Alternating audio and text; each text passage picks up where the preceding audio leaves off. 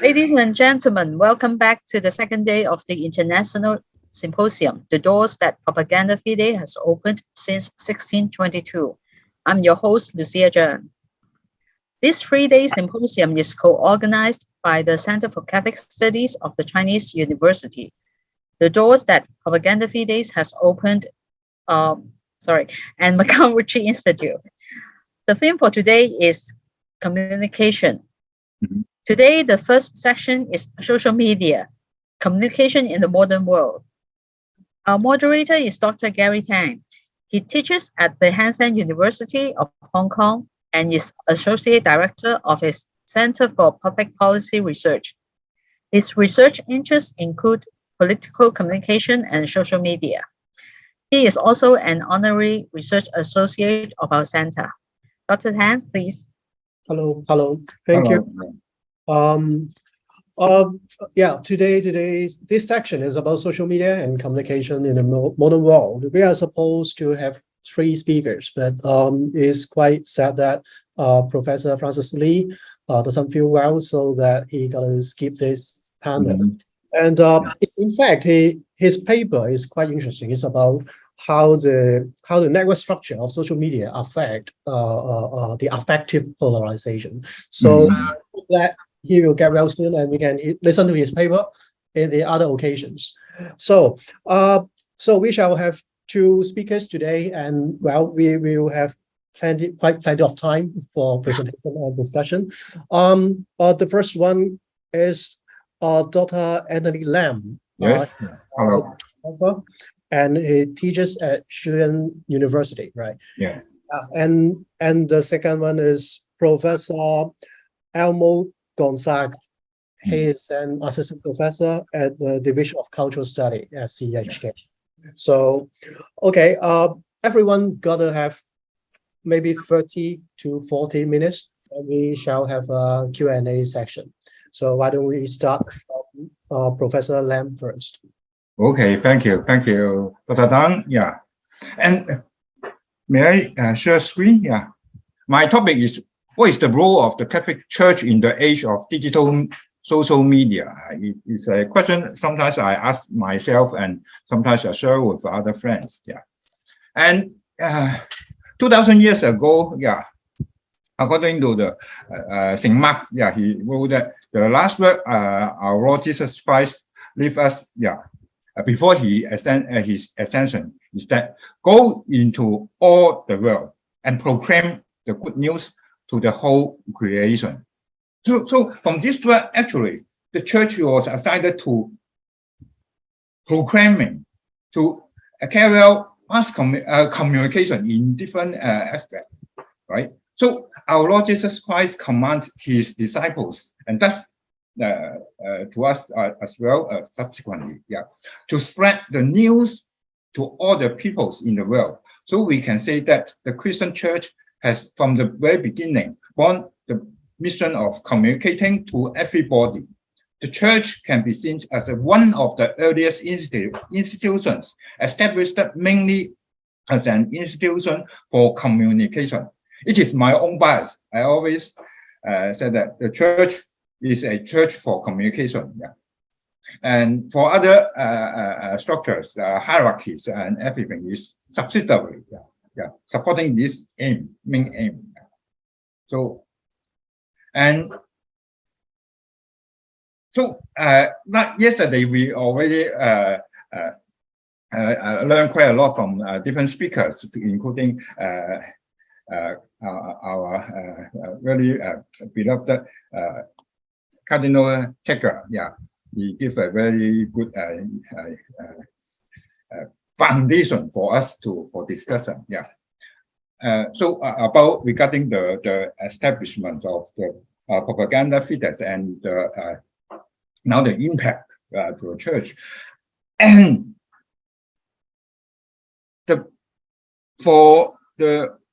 it is not only for the Catholic Church, the establishment of propaganda fides, an important milestone in our evangelization or our proclaiming of good news. But for the scholar of mass communications, yeah, they also treasure it very much. Even the scholars from mainland China, from atheist institutes, from a non-religious angle. They also treasure it. Professor Chen Lidan, a prominent scholar of communication studies in China, point out that in the history of human communication, for the most part, it has taken the form of religious propagation. So that even the word propaganda in the modern Western world came from the church. Yes, it is in his book 30 years ago already mentioned that. And Professor Chen also reminds us that even in Karl Marx, 150 years ago, and Engels spoke, Die deutsche Ideologie, that's Deutsch, they refers to the Congregatio that Propaganda Fides, that's the Latin, as the professional propagation organization of the church.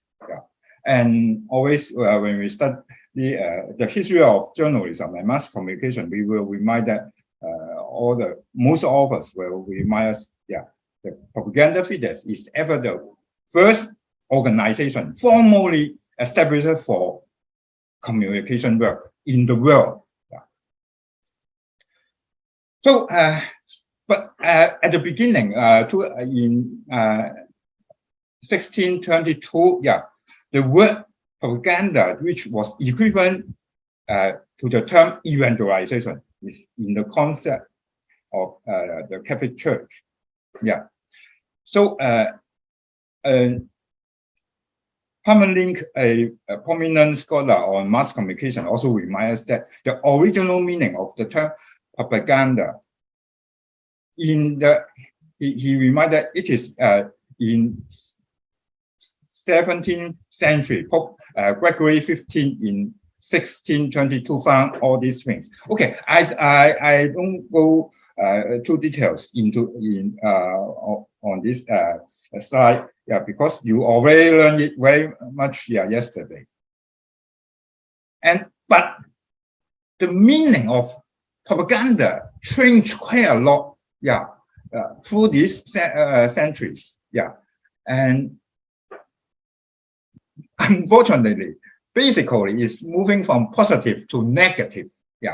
Even though some people, some world leaders would like to maintain its original meaning. So very interesting. I also quote Herman Link. In his book, he mentioned that even during World War I, some U.S. politicians still would like to revitalize the original meaning of the term propaganda. He said that in his book, 2015, he mentioned that in April 1917, U.S. President Wilson established the Committee on Public Information, the CPI, and appointed a very famous newspaper journalist, George Greer, to be the chair. Greer urged the president to use propaganda in the true sense of the word, that find out and maintain its original meaning of propagation of faith. That's almost the last attempt to maintain this proper meaning of propaganda. But afterward, all stories come to with a negative end. And that the meaning of propaganda changed quite a lot through with the emergence of the new technology. So another prominent scholar of mass communication, first of all, links up international communication with the development of the new technologies. He even relates it with the new meaning of the term propaganda. In his book in 2019, very version 1, he reminds that during the First World War, the power of radio was quickly recognized as vital. While both to the management of public opinion at home or for propaganda abroad. directed at allies and enemies alike. Yeah. As noted by a well-known writers on propaganda during the war period, it came to be recognized that the mobilization of men and means was not sufficient. Only do that is not good enough. There must be mobilization of opinion. And what is the mobilization of opinion? That's what they call the propaganda. In Chinese is 宣传. Yeah. And actually, since the First World War up to now, most people use a very negative explanation towards the term propaganda. So that's that is clearly the reason why the Holy Church would not have to change its name in the Second Vatican Council. Yeah. But actually, it is the need to protect good international communication. So Greenspan, a scholar of modern world communication, he interprets Marshall McLuhan's understanding of the history of human communication. He's saying that McLuhan saw the history of the human race in terms of eras of communication. And according to Spark, McLuhan divided the history into 3 stages. The first stage is the tribal age, the second stage is the print age, and the first stage is the electronic age. And surely, the congregation of propaganda Fide is an outcome of the print era. Yeah, 400 years ago. Right now, about 100 years after, 100 and something after the invention of the modern printing machine by Gutenberg. Yeah. So therefore, at the very beginning, the polyglot printing office of the propaganda Fide was put into service, and they are very successful. Yeah, I cut short but they have a lot of different mass communication technology regarding the printing work. Yeah. So I'll give you some examples. Here is the Chinese Catholic periodicals established in 1928. 公教报. One example is and the Rock. Also almost the same time in Hong Kong. And Father Mastini. I just went to. So sorry for the typing. Sometimes I forget to eliminate the unnecessary letters. Father Mastini. I interviewed him in the city of Lego. In 2005, at the age of 96. He just passed away after 2 years. Wonderful person. Good journalist. A great master of mass communication. And he is the founder of Sunday Assembly. Still very active now. Sunday Assembly. And Tripod. I have been. Thank you to Dr. Tang. Mentioning my new job. But before I was a full-time professor at the Sion University, I have been working at the Holy Spirit Studies Center for 35 years. For as editor and senior researchers. So it is the Tripod, our magazine, and later on. And the National Press, all this, it is now the new hall, but in the past it was the MEP police. They found the National Press in 1895. Okay, and some printing tabs manufactured by the National Press themselves. That's a very marvelous job. And that's another angle to see the both foundation of the MEP mass communication, the National House, and another side one I forget the name. at platform road, at the two sides of the platform road. Here you see the platform road. Yeah. Okay, the very technical people will join them, and work for the printing press, and the book circulate all over the world, mainly including in Asia, but with about more than 25 different languages. Yeah, well, it is a wonderful work for a print era. Yeah, but now, in 1962 to 1965, during the Second Vatican Council, the Catholic Church have to change the name from Propaganda Fides to the Congregation of Evangelization to Peoples, because they know that, facing the reality of the confusion meaning of the term propaganda, the council members consider changing the name. After the council, the Congregation of Propaganda Fides was given a new name. The new name in Latin is Congregatio Progentium Evangelizatione. And gentium means people. Evangelizatione. Is simply just like in English, evangelization. Okay, what happened in the 21st century? The digital social media is the outcome of internet. It has brought convenience in different aspects to our daily life, but it also brings us trouble with confusing information and sometimes even fake news into our worldview.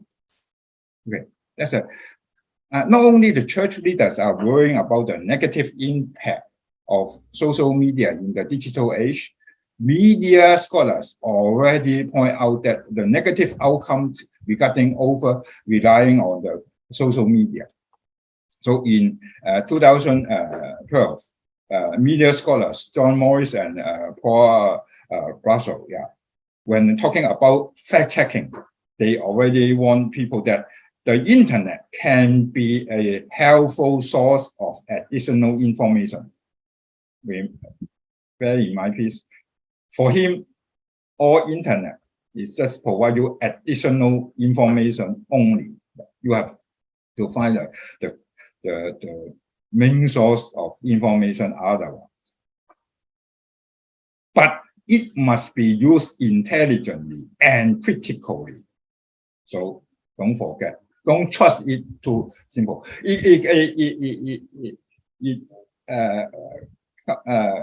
Bring me to the back to 200 years ago when we are talking about hermeneutics. One of the main pioneer is Quedenius. He suggests us doubt everything once. It is very suitable to apply to information from internet. Doubt all things once. Doubt all things from internet once, at least once. So Christian Fuchs, a prominent media scholar from Austria, listed a lot of limitation of prominent social media in his book in 2017. He criticized very much all kinds of social media. The limits of Facebook, you can read by yourself, and perhaps some of you or most of us has suffered certain kind of experience on Facebook. So in his book in 2019, Fuchs also mentioned the problem of Google's. Google algorithms has generated much controversy, and various antitrust authorities across the world have sought to check its unrestrained power to promote and prioritize the products that its algorithms prefers. So it is reasonable why you got penalty from the European Commission. That's the first idea. And regarding the power of social media, Portal and Hans related it with media power and ideology. So it is all this social media is a new kind of ideology behind it. It is not only a technical issue. Don't believe that. It's a kind of controlling your mindset, your mentality. Then subsequently, controlling your daily life. And all these things bring me back to the communal progressio. It is a paper promulgated by the Pontifical Social Communication Commissions. Yeah, it's very timely. Yeah, actually, even though it is promulgated 51 years ago, but you can read it, still gets a certain kind of inspiring force. Yeah.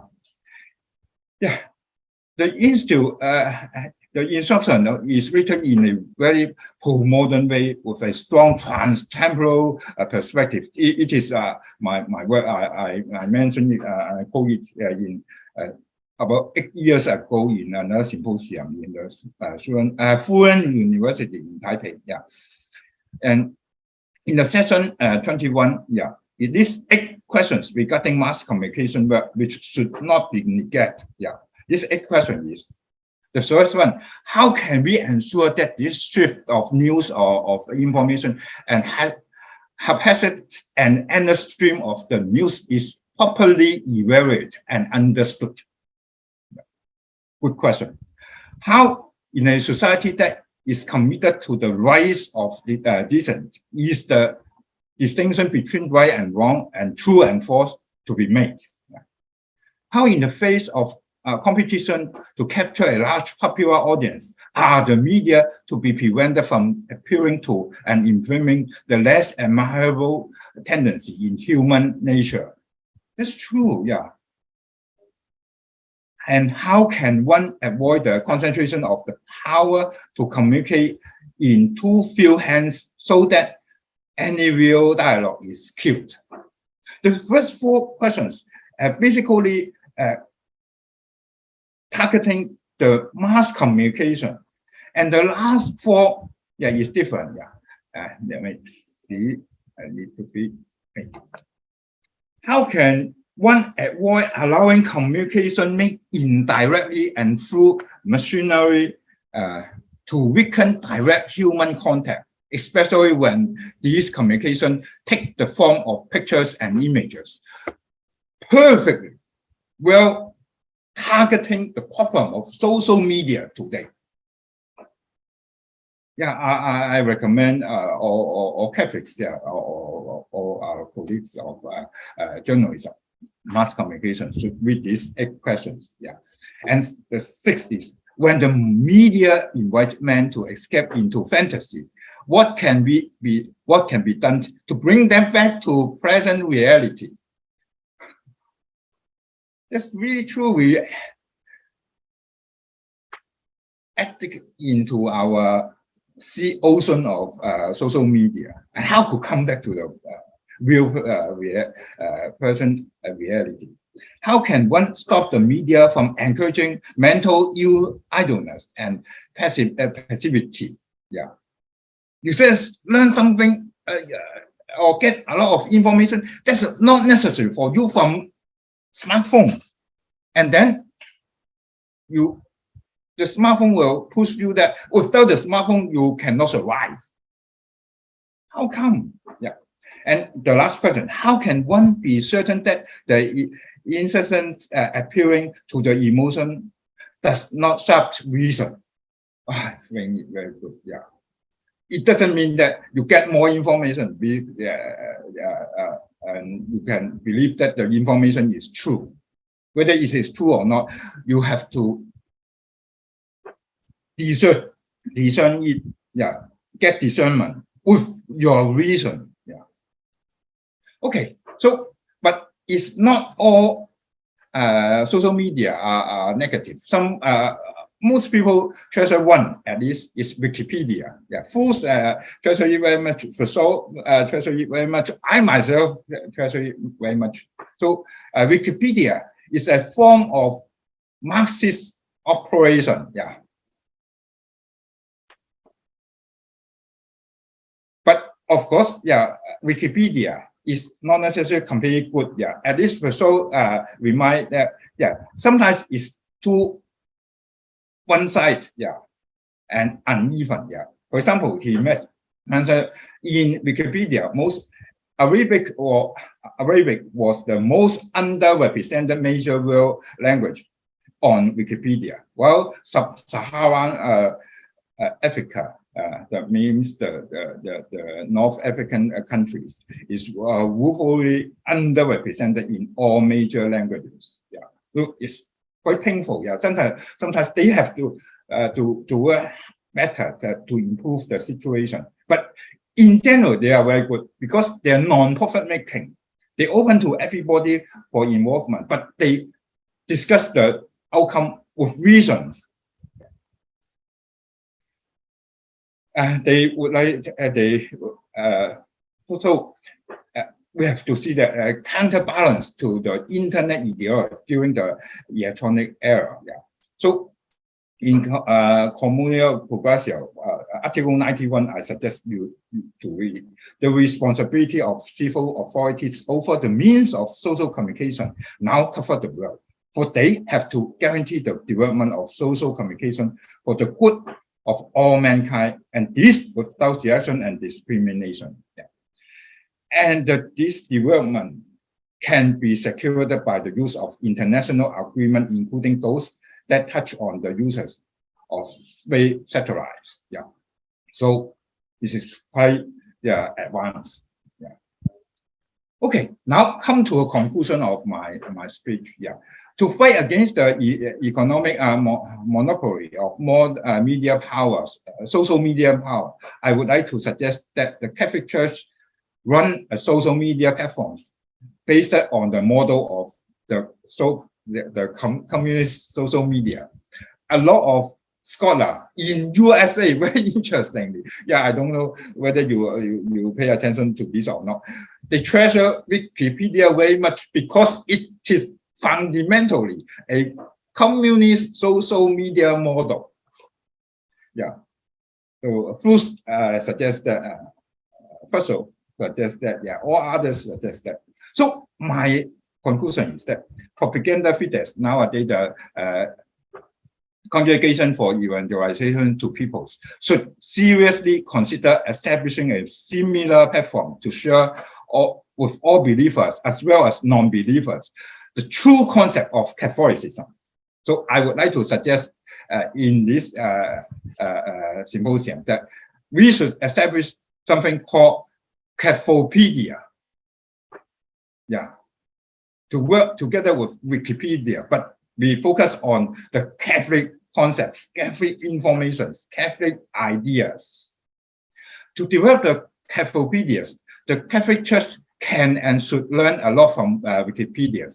According to Fluss, the Wikipedia Foundation, which is a public non-profit charity under US regulations, operates Wikipedia. Its self-defined purpose is to empower and engage people around the world to collect and develop educational content under a free license or in the public domain, and to disseminate it effectively and globally. According to Fluss, Wikipedia's products are collaboratively authorized articles which are available to the world without payment. That's very important. But a similar kind of service is very popular in Catholic Church. Their character is dynamic and open. They are not a one-time product, but a product in Fluss that invites users to participate in developing the content, and therefore can potentially change according to numbers of participants who become involved in its development. So learn from Wikipedia, but we can work for a platform, Cathopedia, focusing on Catholic news, Catholic information. And of course, somebody said, there is Wikipedia. Why we should still need another one called Cathopedia? I just give you one example. They are perfectly good, in secular area, but regarding Catholic information, sometimes they have horrible mistakes. I give one example is my good friend. I learned, I know him when he was at the seminary. Bishop Wu Junwei of Yongqing, in Shanxi province, China. He just passed away this year on May 10th. In Wikipedia, in the English version, there's also mentioned an item under the name, Peter Wu Junwei. It writes that he, Wu Junwei, was ordained a priest by Jiang Xing, Chinese Jiang Sun, on December 9, 1990. Okay, that's true, no problem. But don't just be satisfied with the English version. Go to the, if you go to the Chinese version, probably, there's another elaboration. So in the Wikipedia, the Chinese version, Wu Junwei, here they read, 1990年12月9日. Okay, please read it by yourself, And I read the English translation. On December 9th, 1990, Wu Junwei was ordained a priest by the illicit Bishop Jiang Xin of Taiyuan Archdiocese. Oh, Hobby, how come you translate it into 非法主教張信? It's very legitimate from the very beginning in early 1980s. I know him very well. I cite him in one speech when I was giving in front of the Archbishop Cherry in Rome as a keynote speech in 2005. I mentioned 5 prominent archbishops in China who are taking good example as archbishop, taking care of their neighboring dioceses. One example is Jiang Xin. It's horrible, for me to read this, that Jiang Xin was labeled as 非法主教, illicit bishop. It's unfair to Jiang Xin and unfair to Wu Junwei as well. Okay, so that's the reason why we have to establish our Cathopedia to make sure that we don't have unsuitable messages and informations being distributed to over the world, without control. To make sure that people can have the right, the authority, the privilege to learn the truth. And come to the end, of course, some people will say that, oh, if you say that the Wikipedia is so good, everybody, including you yourself, Anthony, start the Cathopedia, But I myself will say that, it is, my answer to this question is that for me, I believe that only the propaganda figures, the conjugation of evangelization to people have such credibility to run this important platform for the church. It is too important to be done by any individual persons. Not to mention a poor guy like me, so small potato.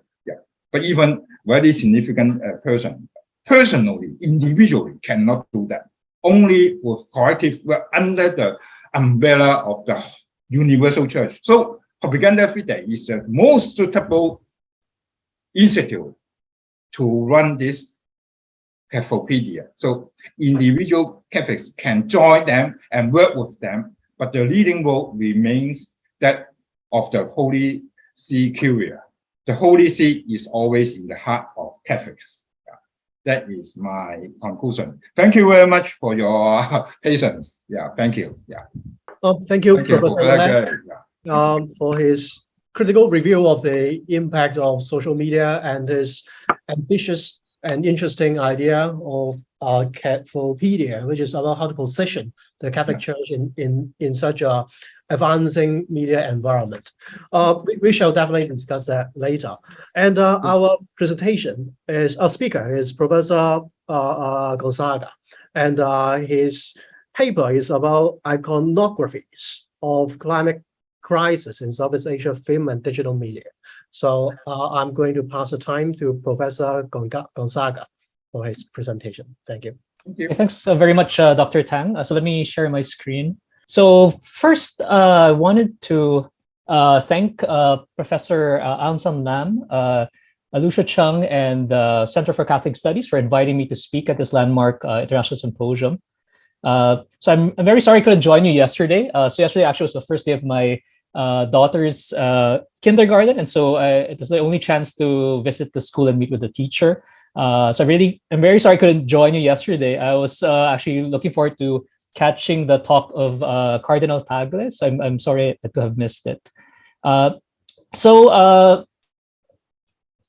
my paper today looks at images of environmental degradation and disaster in Southeast Asia, how images of ecological degradation and disaster in Southeast Asia define the parameters of agency, catastrophe, and vulnerability in the face of the climate crisis. So the title of our panel is Social Media, Communication in the Modern World. But in my paper, I'll explore the interaction of social media with other media forms.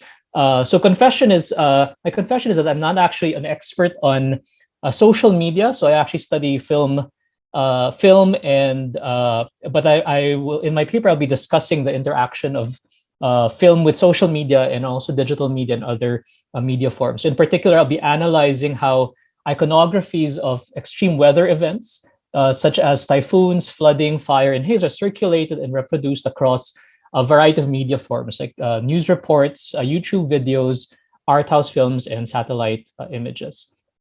And so my paper will be broken up into different parts. So I'll start by revisiting the theory of what I call slum voyeurism, and I'll define after that the concept of catastrophe, which recurs in representations of extreme weather events. I'll highlight how the global news media tend to portray Southeast Asia as a zone of poverty, catastrophe, vulnerability, powerlessness, and risk. In the next section, I'll analyze films from the Philippines and Vietnam about super typhoons and flooded cities. And my paper will conclude by examining how remote sensing satellite systems enable powerless governments to preempt the hazards of transboundary haze pollution. So studies of so-called developing or emerging economies have examined their vulnerability to natural calamities like eruptions and earthquakes as part of the Pacific Ring of Fire. So Bankoff, for one, is critical of how media representations which are produced and circulated in Western nations perceive the rest of the world as, to quote Bankoff, unsafe because of their constant exposure to the risk of catastrophe. Because the supposed poverty of the non-West keeps it from responding with resilience to the threat of disaster that pervades its everyday life, the non-West is said to have developed a culture of disaster. So that's the term that Bankoff uses. According to this discourse, the so-called developing or emerging Southeast Asian nations like Indonesia and the Philippines differ from so-called advanced industrialized East Asian nations like Japan and South Korea, because of their vulnerability to destruction and death. So their lack of material wealth, lack of technical expertise, and lack of political will are said to keep them from developing institutions and infrastructures that would enable them to withstand destruction from catastrophe and return to the normalcy of life. So this paper is a chapter in a new book manuscript that's tentatively called Slum Voyeurism in the Aesthetics of Impunity, which covers the transmedia production, circulation, and exchange of images of inequality, catastrophe, and risk. So it's a new work that I'm currently writing that builds on an earlier article that I published in the Journal of Cinema and Media Studies, which was then known as Cinema Journal, entitled The Cinematographic Unconscious of Slum Voyeurism, which looks at the global culture industry of poverty porn. So slum voyeurism is the process of producing, circulating, and exhibiting images of poverty porn. Poverty porn refers to audiovisual representations of spatial environments of destitution and squalor according to commonly recognizable tropes of these environments as being marked by congestion, crime, amorality, violence, and inertia. And to increase visibility and awareness about this oppressive situation, poverty porn's images tend to gratuitously emphasize and exaggerate sordid material details of destitution and squalor. So I'm not sure if you've had the chance to see some of these films that are set, a lot of Hollywood films that are set in Southeast Asian cities. So a lot of Hollywood films set in Bangkok, for instance, and also I think there are increasingly more films set in other Southeast Asian cities like Jakarta or Manila. So many of these Hollywood films will often depict these cities as being impoverished, underdeveloped, sordid, and that's something that I'm interested in my research. How these sorts of representations circulate, and then how these representations end up informing the representations that filmmakers from the global South, from Thailand, from the Philippines, from Indonesia, end up producing of their own cities. So because these are the images that are more legible to global audiences, then filmmakers from from other countries end up then reproducing or affirming these images of their own countries as being destitute or underdeveloped or squalid. So the term iconograph in the title typically refers to images that are used to capture realities that cannot be fully represented or comprehended. So although extreme weather events have grown in frequency and intensity around the world, the impact and source of the climate crisis has remained understated in the coverage of many global news agencies. So looking at how images of typhoons, flooding, fire, and haze depict environmental catastrophe and vulnerability, this paper responds to Rob Nixon's now seminal argument that the slow violence of the climate crisis is something that is gradual and imperceptible. So global news media with the largest audiences, such as CNN International and BBC World News, tend to portray Southeast Asia as being vulnerable to natural calamities like typhoons, flooding, earthquake, and haze. So I actually been while doing research for this paper, I came across some of the staggering numbers behind the popularity of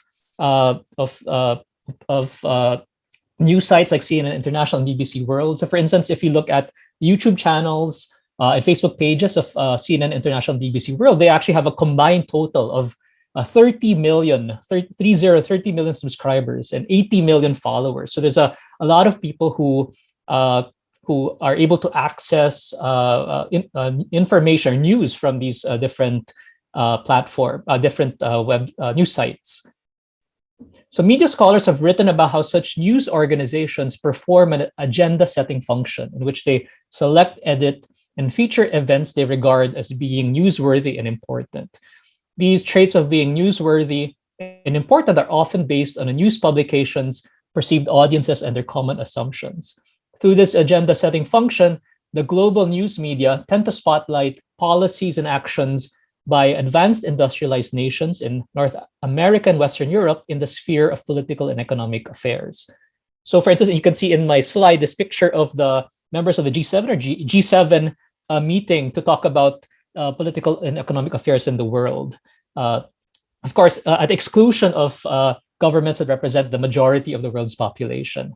And then in contrast, coverage of international press about emerging or developing nations in Southeast Asia usually dwell on common assumptions about these locations as being plagued by civil unrest, state corruption, and ecological disaster. Scientists have highlighted how countries in the Pacific Ring of Fire, such as Japan, New Zealand, Mexico, Chile, Indonesia, and the Philippines, are more prone to natural calamities because of their location within high-pressure areas and above tectonic seismic plates. However, extreme weather events in Southeast Asia tend to be spotlighted less in the global news media. So, for instance, I was looking at monitoring or reading some of the news reports on recent droughts or also recent wildfires, and as we noticed that news reports on CNN and BBC focus less on some of the severe droughts that have taken place in Cambodia, Laos, and Vietnam, which have been brought about by politically fraught hydropower dam building north of the Mekong River. And then also there was less coverage of wildfires in Chiang Mai that occurred, I think, a couple of years ago, than wildfires that have been taking place in California, in Tuscany, in Italy, in Gironde, in France, and in Victoria, in Australia. So there's almost like this hierarchy in coverage of these different extreme weather events.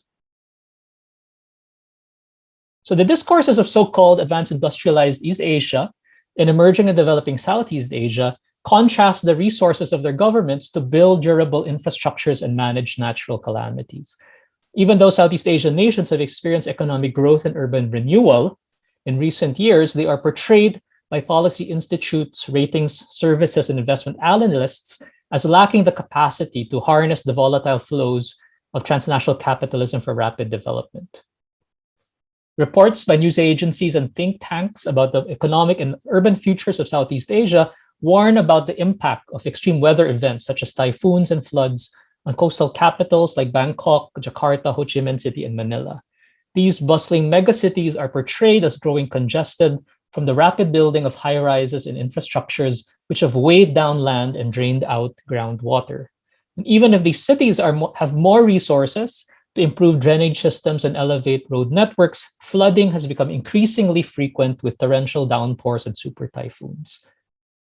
To illustrate this ungovernable devastation from typhoons, photos and videos that circulate on news and social media usually highlight overturned vehicles, uprooted trees, and submerged houses under murky water. So these are some of the common images or tropes that you would find in news reports that circulate on news and social media of extreme weather events like typhoons and floods in Southeast Asia.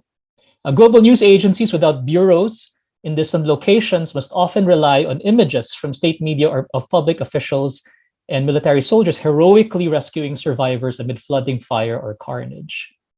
For breaking news, they must draw on amateur photos and videos for firsthand testimonies of the devastation. Shaky and choppy, poorly lit, poor resolution videos of sudden disasters are taken and shared from awkward angles or obstructed viewpoints using handheld smartphones. Media posts of earthquakes focus on moments of shaking and destruction once the earthquake strikes, with images of buildings collapsing. And with their cameras splashed and speckled by water, the immediacy of images of super typhoons is marked by the visceral sounds of surging water and howling wind, together with the screams of surprise or terror of witnesses.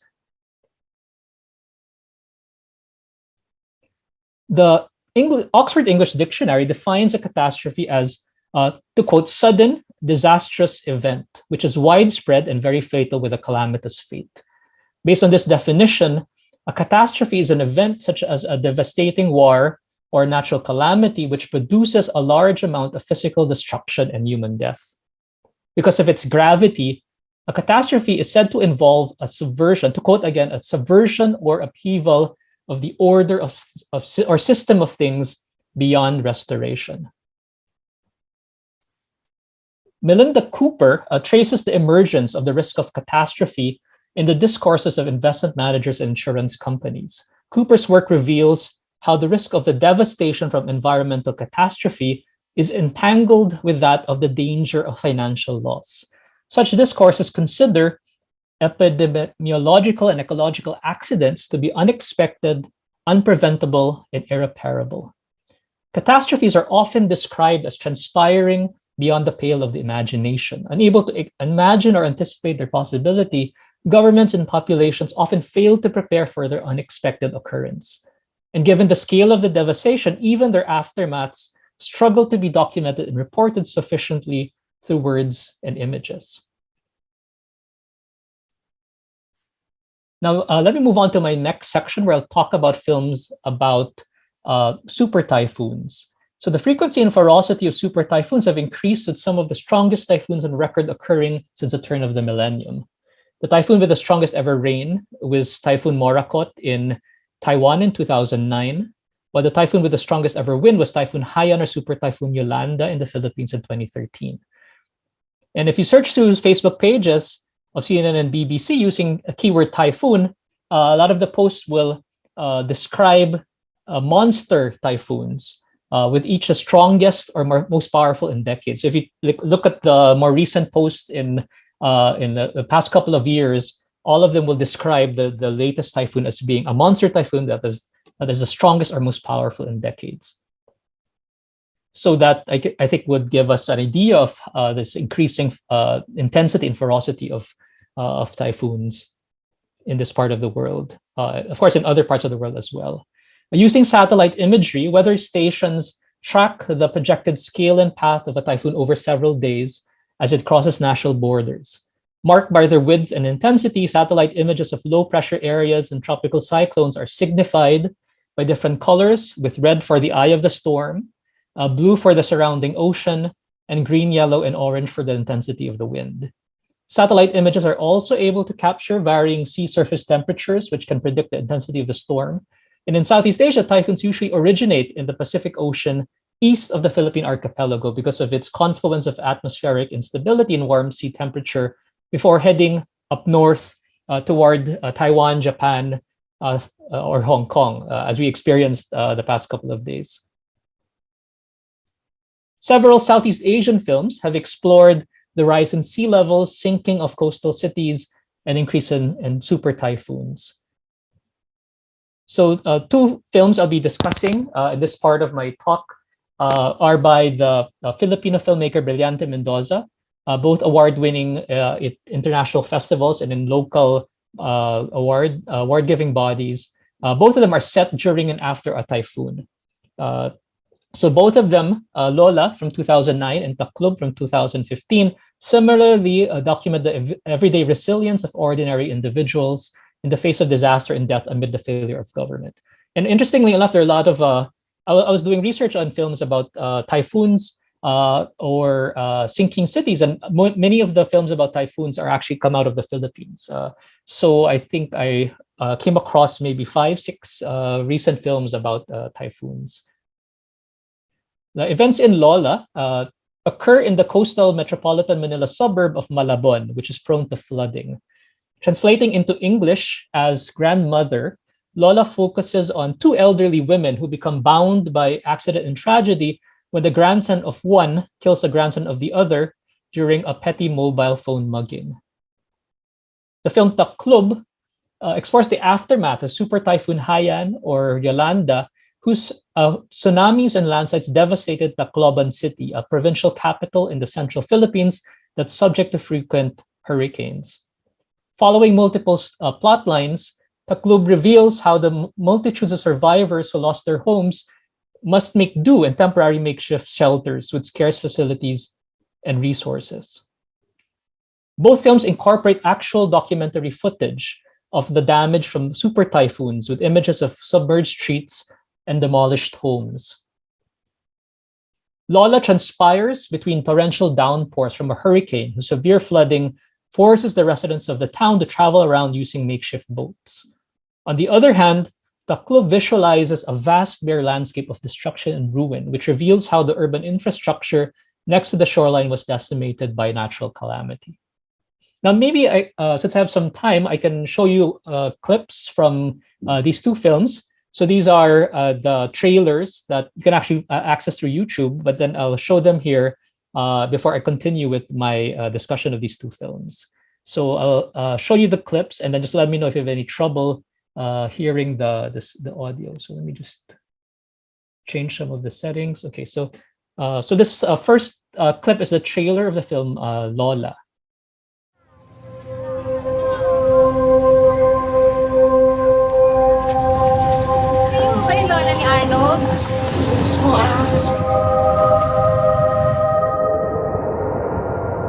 Bali, robbery with homicide po ang kaso. Nahuli po yung suspect kaninang madaling araw. Okay, Lola. Magpapatulong po sana ako. Ito kasi naisip. Ipiprenda ko ang pension card ko para may pandagdag tayo sa buro. Para maayos yung kaso mo at nang makauwi ka na. Itong itlog na ito. Ito muna. Ibigay ko na.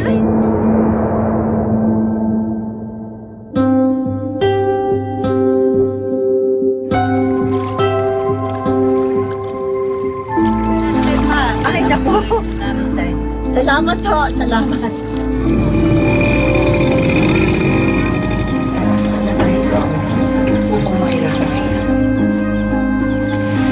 Ano kaya kung tagapin na natin yung amicable settle ng GONZAGA? At sana maayos naman ang buhay niya bago ako mamatay. Okay, so and then let me show you another clip. So this one is the trailer of the other film I discussed, Taklub, also from the same filmmaker, Brillante Mendoza, but then set in a different part of the Philippine archipelago.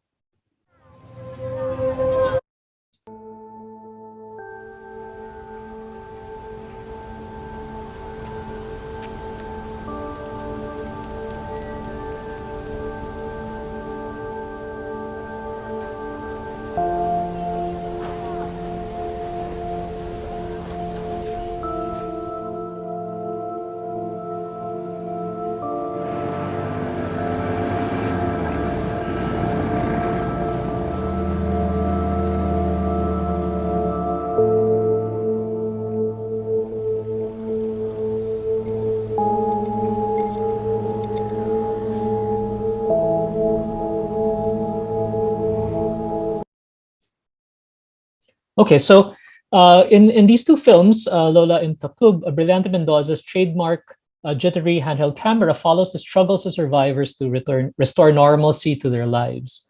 The camera follows characters as they commute between locations, as they borrow money, pay for fees, file paperwork, rebuild their homes, visit family, attend funerals, and pray in church.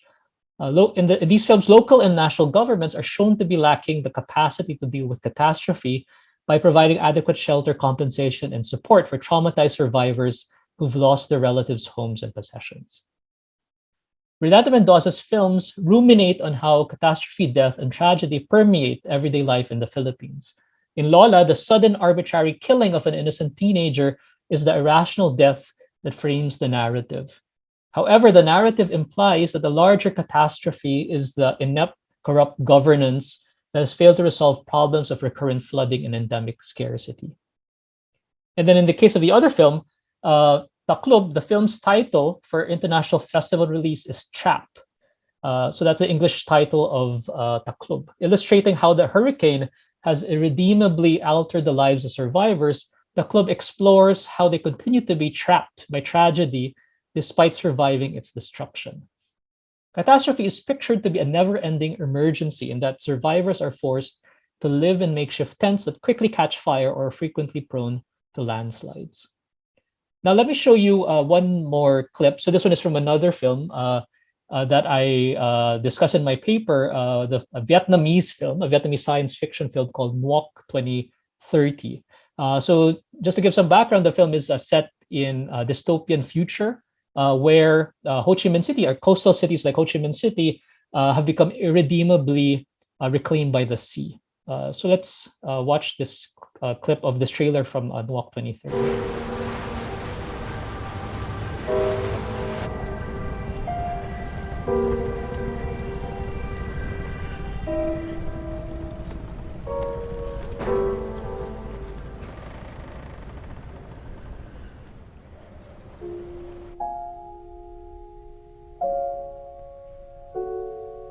Ông muốn loại nào? Thơ hay văn, ký hay truyện? 2020. Truyện ngắn có tính cách viễn tưởng về tương lai. Con thử đi. 2020 là năm nay. Diễn tưởng gì nữa cô? Với mực nước biển tiếp tục dâng cao, miền Nam Việt Nam sẽ bị mất gần 50% đất trồng trọt trong 10 năm tới.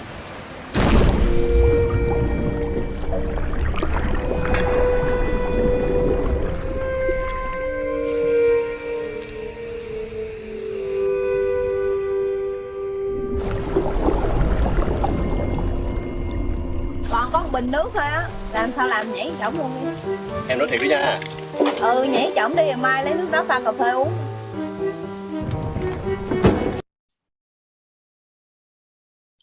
So in the trailer, you can see that the film has a more ruminative, meandering style than the films of Brillante Mendoza. And we can see that the narrative transpires on stilt houses and floating platforms, surrounded by water with a seemingly unreachable hyper-modern cityscape looming in the distant background. So like Mendoza's films, Walk 2030 explores the aftermath of an ecological disaster in which survivors are troubled by food scarcity. So in the film, the protagonist must deal with the mysterious appearance of a former lover who is a suspect in her spouse's murder, while also being faced by a life-changing decision to work for an industrial farm that converts saltwater vegetation into food. So instead of being marked by jittery camera work, like in the films of Brillante Mendoza, Nuoc 2030 uses the aesthetics of what's called slow cinema, with protracted, dimly lit shots of inert, melancholic characters reflecting on the harrowing physical, emotional impact of environmental degradation. Now, let me move on to the last part of my paper, in which I'll be speaking about media representations of the haze in Southeast Asia. So in Southeast Asia, transboundary haze pollution has become a seasonal occurrence because of dry weather exacerbated by the climate crisis. Investigative journalists have revealed how the fires that cause the haze originate in palm oil and pulp and paper plantations in Kalimantan and Sulawesi in Indonesia that burn forests and peatland swamps. Focusing less on the spectacle of material destruction, images that are posted on social media platforms dwell more on the mundane personal impact of staying indoors and wearing N95 masks. And to visualize the hazardous air, news photos of the haze capture the sky's unusual ash or ochre color, which shrouds every object in sight. And to emphasize the poor visibility from the thickness of the smog, the framing of the camera usually includes vague silhouettes of buildings in the near background. So if if you had the chance to see some news articles online on the haze in Southeast Asia, many of them will often feature like an image from Singapore, where you can barely see the iconic Marina Bay Sands in the background.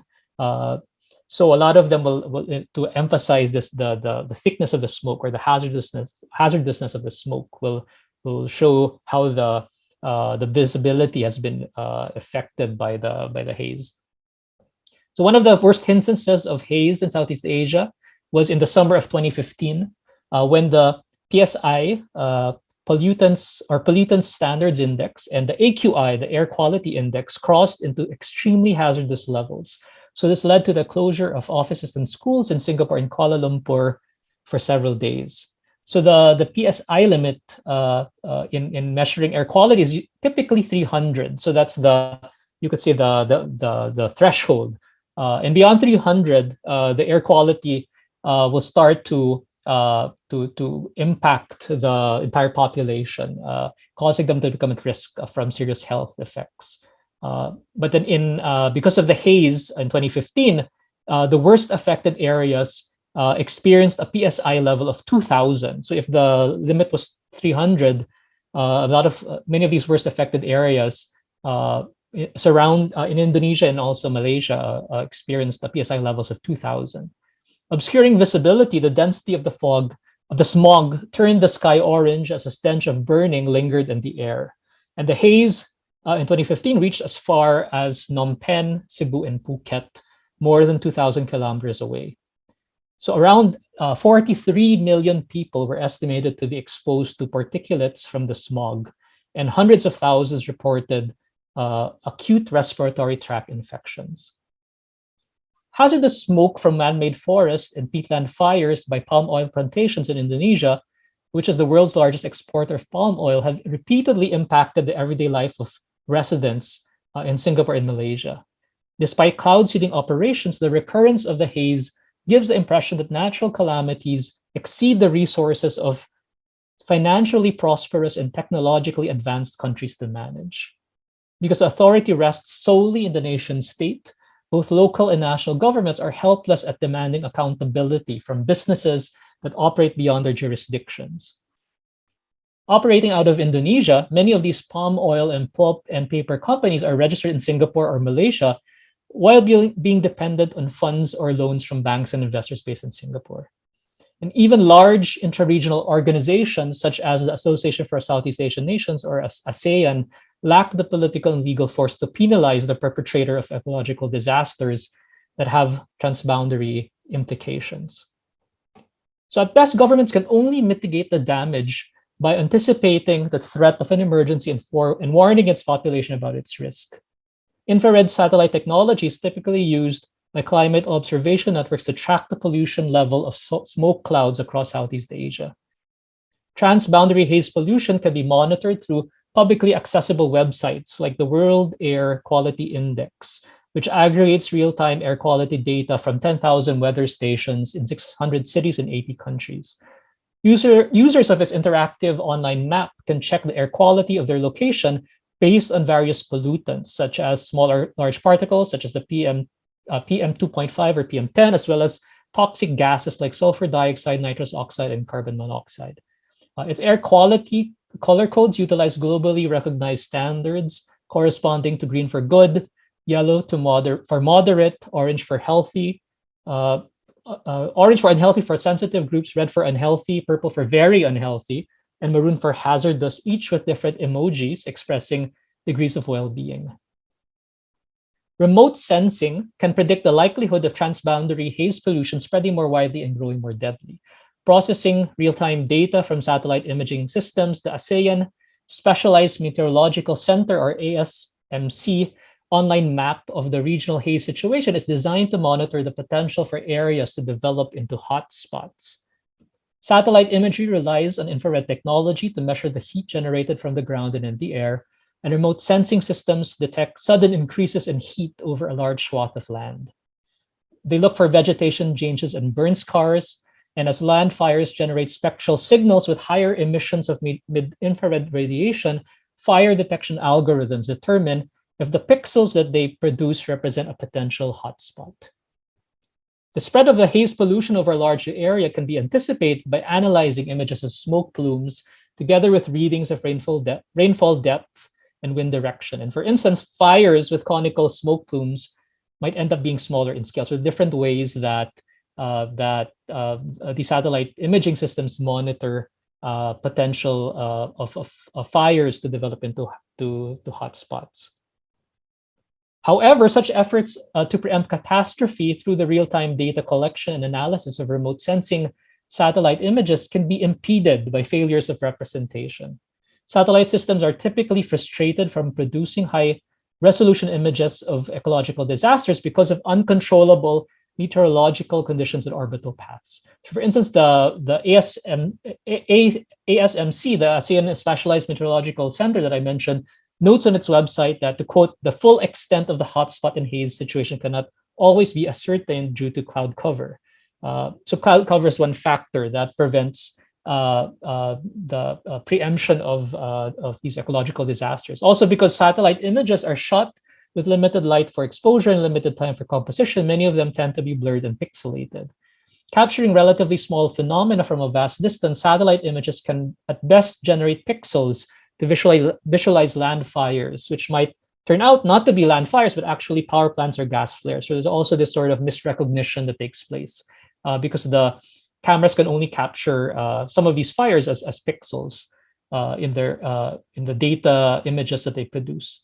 Furthermore, different locations on the planet have different degrees of resolution. So there have been studies about how Google Earth or Google Maps will represent different locations on the planet with different degrees of resolution. So places that are more marginalized will often have poorer degrees of resolution based on some of these studies.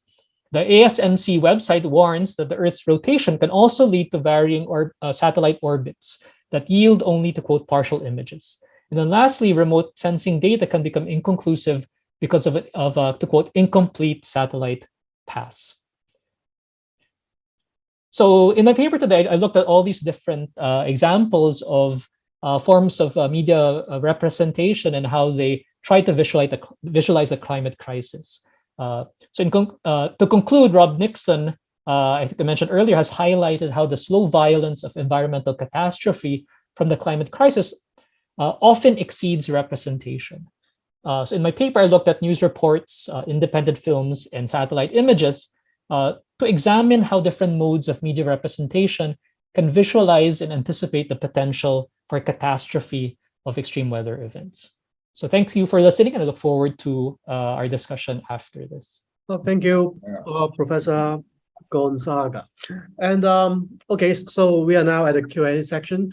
And in fact, I saw that an attendees has already raised a question regarding Professor Lam's idea of Cafopedia.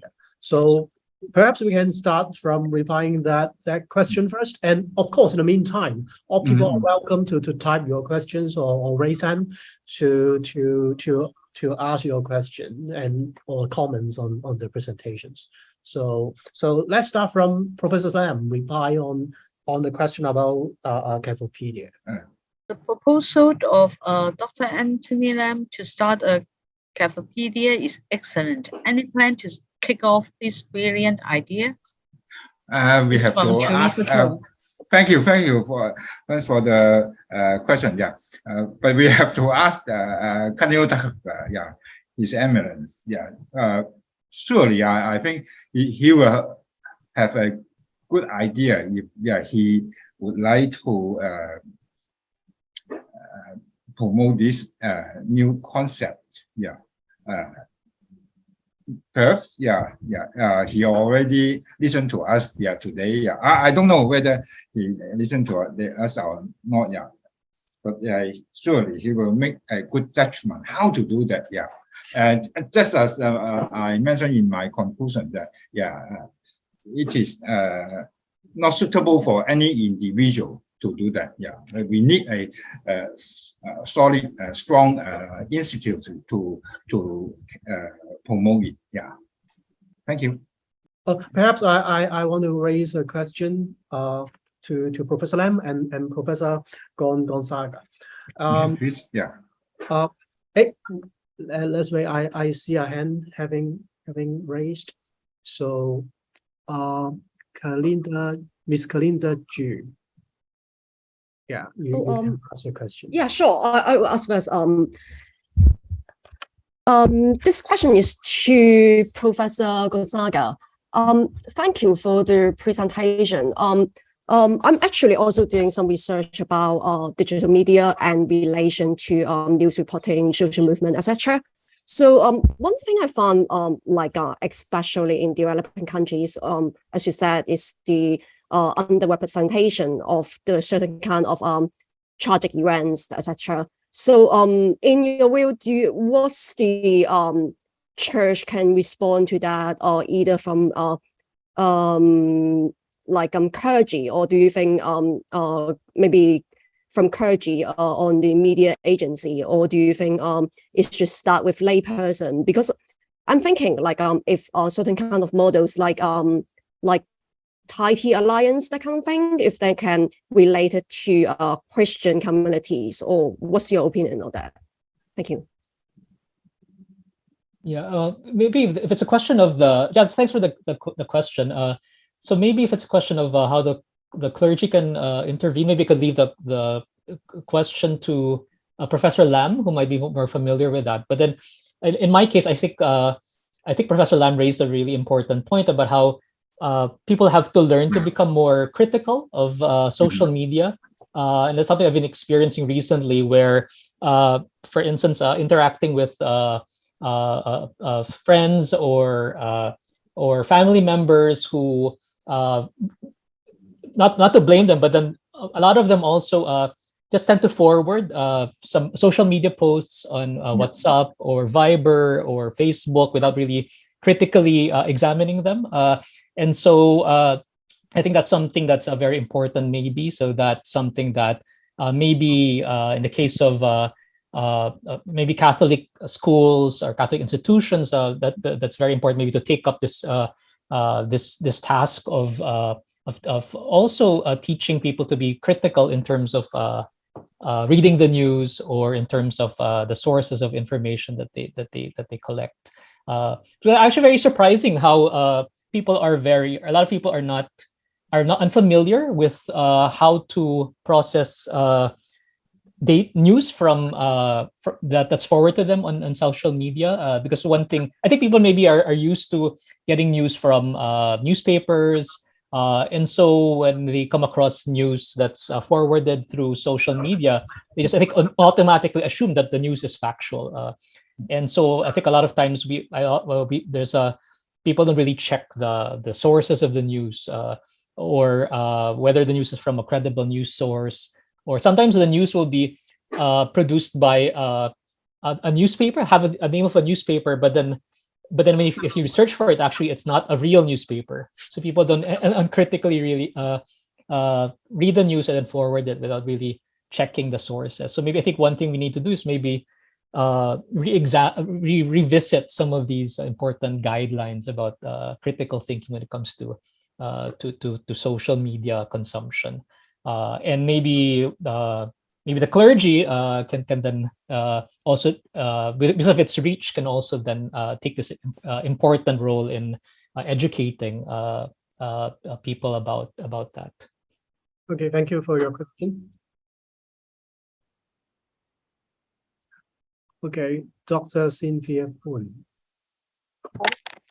Thank you. I have a question for Professor Gonzaga too.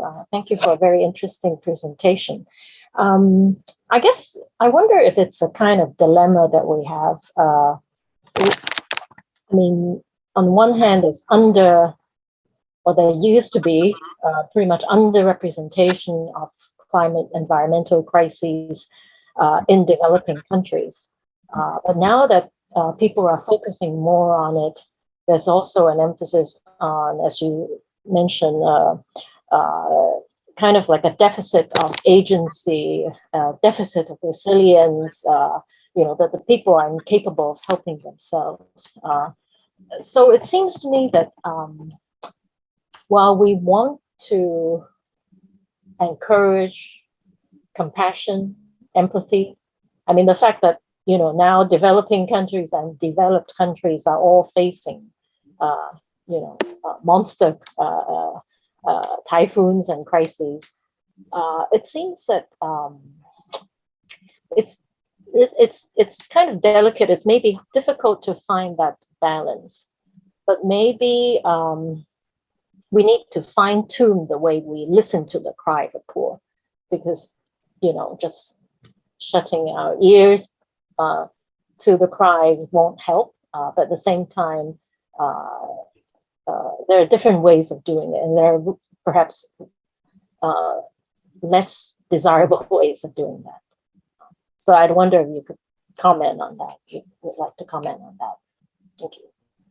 Yeah, I think you're right. It's a dilemma. So there's and so maybe I was saying maybe one thing I noticed is also there's all these new so things that like ecological disasters that have been seemingly limited before to certain parts of the world are now occurring as well in parts of the world that were previously seemingly immune to these ecological disasters. So like I've been reading about like how the summer is really increasingly hot in Europe, and then reading about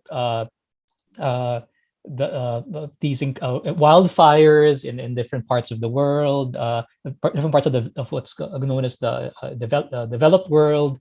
So all of these users are reporting how maybe these extreme weather events that have been limited to a part of the world are now happening in different parts of the world. And so maybe the one benefit of that is that then governments are more inclined to act then because of that. But then I think one thing that's missing is how an awareness that I think many of the representations are very localized. And so maybe one thing that's missing is that these representations fail to grasp how it's something that affects the entire world. So how exactly do you visualize that? So I think that's one of the questions I was been very interested in. So how do you visualize the extent of the climate crisis?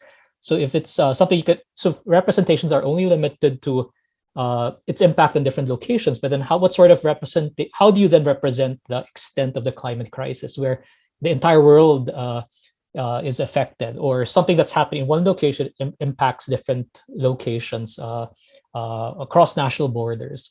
And so maybe that's one thing that's missing, a sort of a representation of the climate crisis that would then allow us to imagine ourselves as all being affected by it, and then needing then to maybe join together and combat the climate crisis. And so that's something that maybe is missing so far in these representations. Okay, thank you for your question. If no question from the floor at this moment, I want to make a follow-up question on Dr. Poon's comment, because the presentation of Professor Gonzaga give me an impression that the image production of the climate crisis in Asia is a kind of ideological production. Is due to the resource allocation and the agenda setting of the global news media, and it can give us an impression that those climate crises, they belong to Asia because of the image production, and those higher level crises like the financial crisis, they belong to Wall Street. Okay, it gives a kind of ideological image production. So. But climate crisis affects all people, and we need and the compassion should be to all people instead of to the people in the developing country. So is there any? Do you have a plan, or do you have any comments or any plan of research to deal with the source of those image production, like the global media and something like that? Yeah, so thanks for the question. So in my case, I'm also interested in not just these representations, but also the sort of the media industry that ends up producing some of these representations. So that's something I haven't really fully researched, but then I'm very interested in that as well. So the sort of not just the media companies that produce these images, but also the you could say the networks through which these images are circulated. So I also very much appreciate Professor Lam's talk on like Facebook, because it's something that it's almost like an industry where images that are more spectacular are the images that end up being circulated through Facebook, because these are images that people will like or react to. And so maybe the images of maybe the mundane effects of the more ordinary effects of the climate crisis, like people feeling hotter, having to buy air conditioners in Europe, are not really reported on. But then images of typhoons, devastating typhoons, or a wildfire. So these are the images that end up circulating more through Facebook. So Facebook then one thing I actually ended up researching before was not really as formal research, but something I discovered because I helped run one of the MA programs in CUHK, and we tried to advertise our program using Facebook. And so I actually did it as part of my research into how Facebook operates. And so you can actually pay Facebook to circulate your advertisements to target specific audiences. So I said, maybe if I advertise this our MA in Intercultural Studies program, maybe the people who might want to apply are people who are interested in art or interested in media, and so you can actually target the specific the types of people who would be more likely to like the post. And so people then who see the post are people who will be more likely to respond and like the post. And so that's how. And then you have to pay a certain amount to Facebook to do that. And so it's actually very much a profit-making industry as well. So that's something I was very, very interested in looking into as well, as how these media, not just media organizations, but also media platforms or networks circulate these sorts of images. Yes, thank you. Okay, perhaps I'm going to abuse my role as a moderator to ask more questions. I have a question for Dr. Lam, because your idea, Cambodia, is really interesting, and because I conduct research on social media, and to me, I can see that if we go back to a historical review, media development, the history of media development is a history of empowering ordinary people, from print media to TV to social media. It empower common people to challenge authorities, to challenge the seniority, to challenge expert. And there is good side and bad side, because it creates social media brings fake news, but at the same time, social media help us to fact check easier. So it create crisis, but it create new tensions and create new balances between common people and authority. So when you propose Carefulpedia, it can help the church engage in the new media environment, but at the same time, it attract challenges to the authority. So how should the church position itself to engage in those debates or discussions to face those challenges? Okay, thank you, Dr. Nang, for this wonderful question. Yeah, very, very important. Yeah, I answer it into two parts. The first one, regarding the development of mass communication or in general communication, that's true to some extent. Is empowering the people, but at the same time, sometimes it becomes a means for the authority to control. That was what Habermas mentioned very much. So the mass media is ideological. He is the first one. Far before Fusser or other scholars, in 1990s and year 2000, that means the 21st century. Well, he concerned very much about people without enough space for they to communicate with one another, the so-called the public sphere. So for him, public sphere, the original word is Offentlichkeit. In German, this Offentlichkeit is openness. That means, the government would like to divide people, or the authority would like to divide people. But we should try to build up the greatest openness for everybody, so that they can communicate with one another easily and freely. So that's the first part of my answer to the first part of your elaboration. And the second part is, no matter you are absolutely correct. That if we build up a platform, it will easily become a target for somebody to challenge it. But no matter whether we have a platform called Carefulpedia or not, it is always the church, the Catholic Church especially, or any established institutes, become the target of social media. And so it is very easy to understand that, just like my example quoted in my paper about the life of Bishop Wu Jingwei.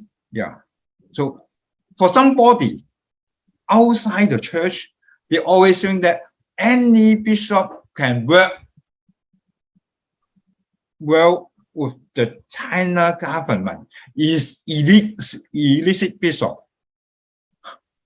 So if you can work well in Taiwan, you suppose you are illicit. For me, I always I have to argue with them for almost 35 years during my service at the Holy Spirit Study Center under the Hong Kong Catholic Diocese. That most of them are legitimate, maybe so, recognized by both sides. By the you have to get the government's approval so that you can work openly. That's true.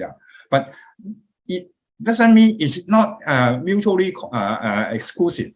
That you get the acceptance from the government. That means you are rejected by the Holy See. That's not the case.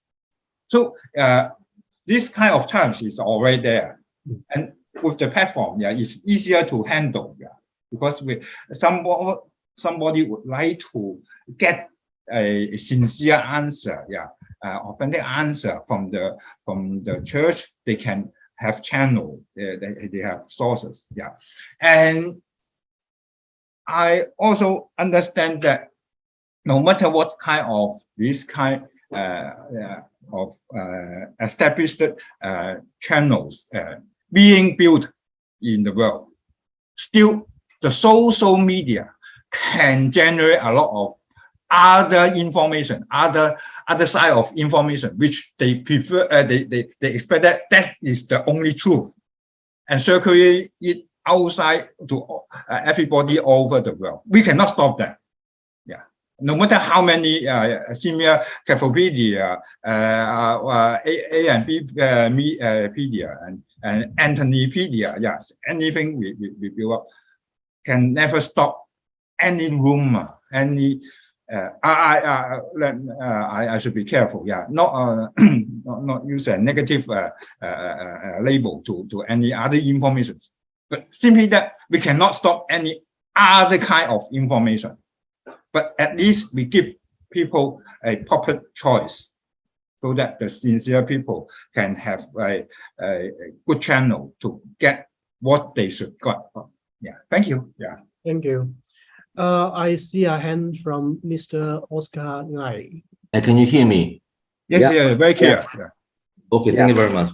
I have found very interesting the entire discussion, because I was thinking about what is the difference between reporting facts and reporting stories.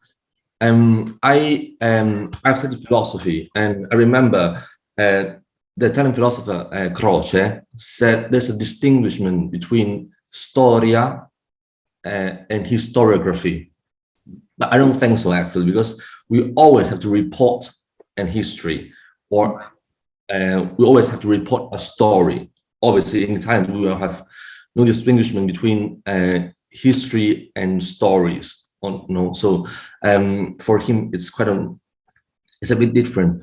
But I think there is something what we can do in an educational level by educating students. I don't know if you, as I'm a teacher also, so I want to ask like more suggestions from, from us, like we are all educators. So do you guys have any suggestions, like, or any concrete actions to propose, like at least to teach students what is the difference between promotion, advertisement, evangelization, and propaganda? I mean, in some extent, they are all the same, okay? But what is different is in the context or its content, right? So, like the Bible, we have 4 Gospels. In some extent, they are all different. We can say they are all fake news, okay? But they are complementary. So what is the concrete action for you guys about teaching the differences between these 4 that I've mentioned: promotion, advertisement, evangelization, and propaganda of faith, or even for the awareness of climate changes, or raising awareness, or a lot of organizations use the banner of raising awareness actually to do business, as we know. So what is your opinion? Thank you very much. Okay, actually, that's a great question. So thanks for asking that. So I think there are maybe some I've been if you search online, there are also some guidelines that can be used to educate students about how to look critically at information or news that circulate through social media. So I think in the past, before we would just have access to a few newspapers, and then for us, these newspapers are often seen as very factual because they've gone through the whole process of reportage and editorial work, and so we assume that they're factual because these newspapers are also seen to be factual. But then I think nowadays, a lot of people assume that whatever then circulates through social media has some factual quality to them without really critically checking the source of the news. And so if you look at some of these guidelines online, they'll highlight how it's important to look at the source of the news. So what is the newspaper? Is it a credible newspaper? And then also to look at maybe some of the interests behind the production of this news item. So why is this news item being reported on? Who does it benefit? So for instance, if the newspaper is owned by a certain conglomerate, how does it benefit the newspaper? Or if it's a newspaper that's run by the government, how does it benefit the government's version of events? So these different questions, I think, are very important to teach students so that they can become more critical of news that circulates through media. So helping them to not just read the news, but then to critically look at the news. So maybe and I think the first thing maybe, I guess, is to ask them to suspend their disbelief. So whenever they come across news, they have to also suspend. I mean, they have to check if it's something that's very credible that's being reported on, and then only after they verify it, it's when they can then accept it as truth or not. Professor Lam, I think we might also have some. Yeah. I fully agree with Professor Gonzaga. Yeah. And thanks for the questions from Mr. Ngai. And before, I have been teaching as full-time professor at Sui University for the last 2 years. I have been serving as a part-time professor for 27 years. At the same time, when I was a full-time staff of the Holy Spirit Study Center. So to answer your question, yeah, it is not easy to use in 1 or 2 words, but I always remind the journalists, for journalists, you have to always bear in mind, bear the person you mentioned in your heart. If you bear the person you mentioned in your heart, the angle will be totally different. Yeah, the criteria will be totally different. Nowadays, for social media, I would apply the similar criteria to the people using social media. So you have always bear the person you listened in your heart. Yeah. Once you listen somebody, don't criticize him, don't give judgment, make judgment too early. Bear him or her in your mind, and then consider if you are him or you are her, what would you think? Then will be better, easier to handle the question and the transmission or dissemination of the news. Okay, thank you. Okay, I was wondering if I'm thinking back of church. I mean, in the world of fake news, of a lot of hostility and polarization, certainly the church has a role to play to build churches, to help foster compassion. But maybe, I guess, in light of both your presentations today, maybe the church, I think, needs to do that without preaching, so to speak. It's not, you don't just tell people to love your neighbor, but maybe now we have to love your neighbor, but also be mindful and critical of the context. I agree with what Anthony was saying earlier about, holding the person in your heart.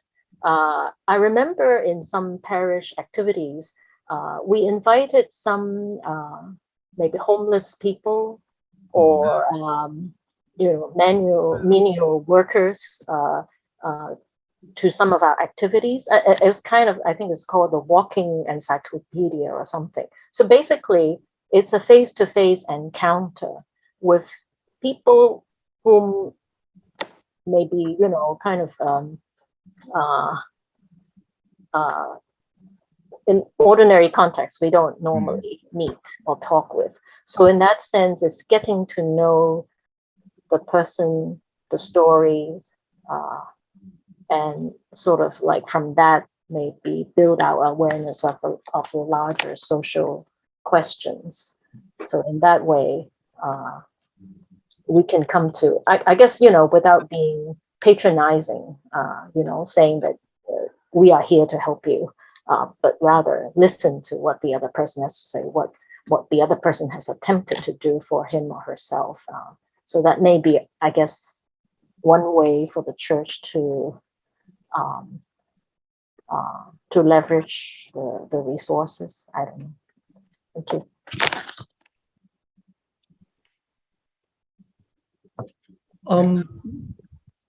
Any question from the floor?